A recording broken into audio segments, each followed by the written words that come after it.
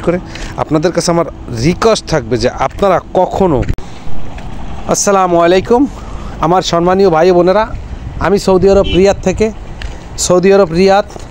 ভাতা মার্কেট চলে আসছি সরাসরি আপনাদের মাঝে ভিডিওর মাধ্যমে। আপনাদের সামনে যে কথাগুলো আমি বলবো, আসলে আমি এমন একটা জায়গায় আছি, এমন একটা মিডল পয়েন্টে আছি, এটা সৌদি আরব রিয়াদ ভাতা ফ্লাইওভারের উপরে। আমার নিচে হাজার হাজার গাড়ি যাচ্ছে আসতেছে, আমার ডানে বামে সুন্দর সুন্দর ভবন দেখতেছেন। আসলে এই সুন্দরের মাঝে একটা কষ্ট থাকে, একটা দুঃখ থাকে। প্রত্যেকটা মানুষের জীবনে সুখ কষ্ট দুঃখ জড়ানো থাকে।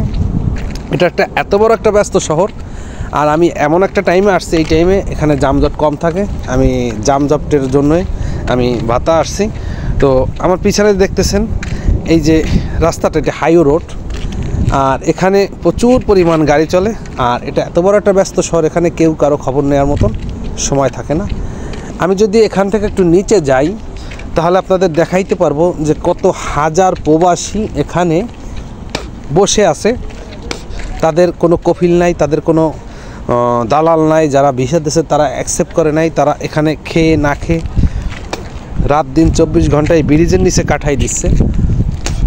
আসলে দুঃখ আমার একটাই, সেটা হলো এত পরিমাণ ভিডিও আপলোড করি, আপনারা কেউ অবৈধ বিষয়ে আসবেন না, দালাল মাধ্যমে কোনো বিষয় আসবেন না, সরাসরি কোম্পানির বিষয়ে আসবেন। কে কার কথা শোনে, এই দেশে আসার পরে কান্নাকাটি শুরু করে।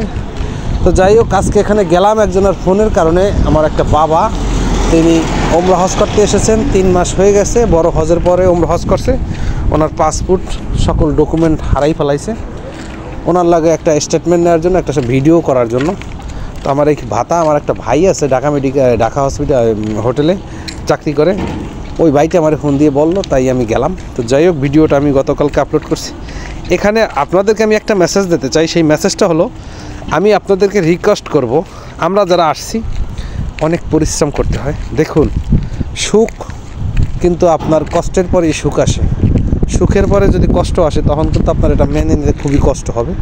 তাই আপনারা যারা বিদেশ আসবেন, সৌদি আরবে আসবেন, বিশেষ করে আপনাদের কাছে আমার রিকোয়েস্ট থাকবে যে আপনারা কখনো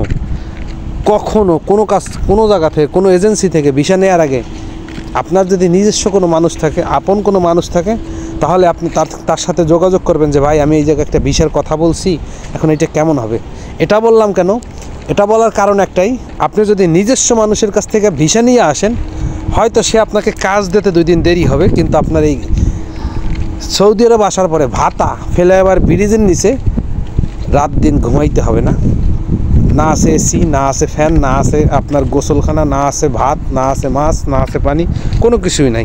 এই জন্য বললাম যে আপনারা নিজস্ব মানুষের কাছ থেকে ভিসা নিয়ে আসেন, অন্তপক্ষে একটু রিল্যাক্সে থাকতে পারবেন। তো যদি ভিডিওটা আপনাদের ভালো লাগে, অবশ্যই ভিডিওটা শেয়ার করে অন্যকে দেখার সুযোগ করে দেবেন।